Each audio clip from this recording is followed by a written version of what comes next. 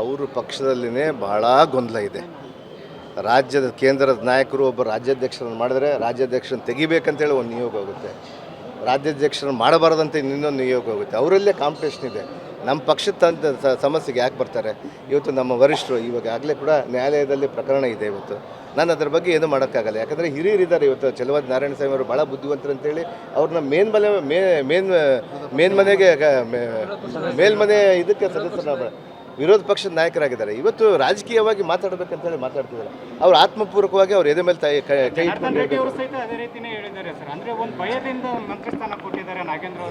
ಜನಾರ್ದನ್ ರೆಡ್ಡಿ ಅವರು ಯಾವತ್ತೂ ಕೂಡ ಬೇರೆಯವ್ರ ಮೇಲೆ ಗೂಬೆ ಕೂಡಿಸುವಂಥದ್ದೇ ಮಾಡ್ಕೊಂಡು ಬಂದಿದ್ದಾರೆ. ಅವ್ರಿಗೆ ಫಸ್ಟ್ ತಮ್ಮ ಮಾಧ್ಯಮದ ಮೂಲಕ ನಾನು ಕೈ ಮುಗಿದು ಕೇಳ್ಕೊತೀನಿ, ಅವ್ರ ಸಂಸ್ಕೃತಿಯನ್ನು ಕಲಿಬೇಕು, ಅವ್ರ ಭಾಷೆಯನ್ನು ಕಲಿಬೇಕು. ಇವತ್ತು ನನ್ನ ಹಿರಿಯರಲ್ಲಿ ಎಲ್ಲರೂ ಕೂಡ ನನಗಿಂತ ಚಿಕ್ಕವರಿದ್ದರೂ ಕೂಡ ಅವರು ಒಂದು ಸಂಭವ ಅಂದರೆ ನಾವು ಸಂಬೋಧನೆ ಮಾಡ್ತೀವಿ ಅವ್ರಿಗೆ, ಅಂದರೆ ಯಾವ ರೀತಿ ಮಾತಾಡಬೇಕಂತೇಳಿ.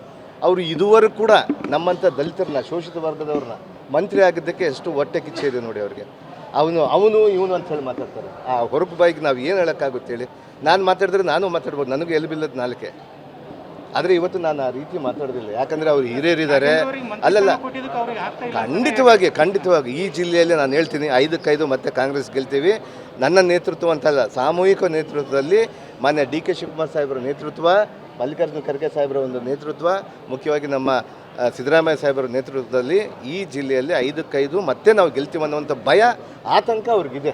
ಇವತ್ತು ಖಂಡಿತವಾಗಿ ಮುಂದಿನ ದಿನಗಳಲ್ಲಿ ನಾನು ಈ ದೇವಸ್ಥಾನದ ಆವರಣದಲ್ಲಿ ಹೇಳ್ತೀನಿ, ಖಂಡಿತವಾಗಿ ಕೂಡ ಅವ್ರು ಏನು ಮೊನ್ನೆ ಸದನದಲ್ಲಿ ಕೂಡ ಏನೇನೋ ಮಾತಾಡ್ತಾಯಿದ್ರು, ಅದಕ್ಕೆಲ್ಲ ಕೂಡ ನಾವು ಸ್ವೀಕಾರ ಮಾಡಿದ್ದೀವಿ.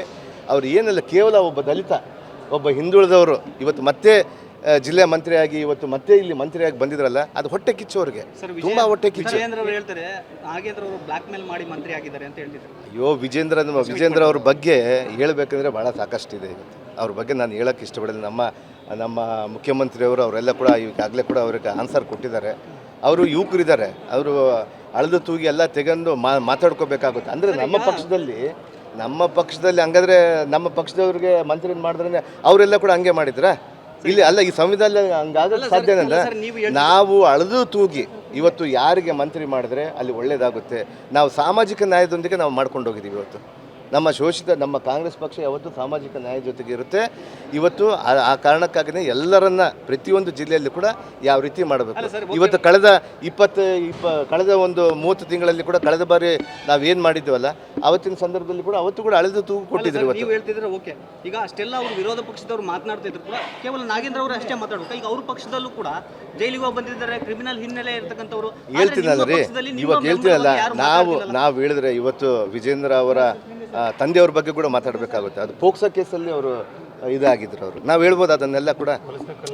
ನಾವು ಕೆಸರಲ್ಲಿ ಕಲ್ಲು ಹಾಕುವಂಥ ಕೆಲಸ ಮಾಡೋದಿಲ್ಲ. ಒಬ್ಬ ದಲಿತನಾಗಿದ್ದರೂ ಕೂಡ, ಒಬ್ಬ ಹಿಂದುಳಿದವನಾಗಿದ್ರು ನನಗೆ ಬುದ್ಧಿ ಇದೆ, ನನಗೆ ತಲೆ ಇದೆ ಯಾವ ರೀತಿ ಮಾತಾಡ್ಬೇಕಂತೇಳಿ.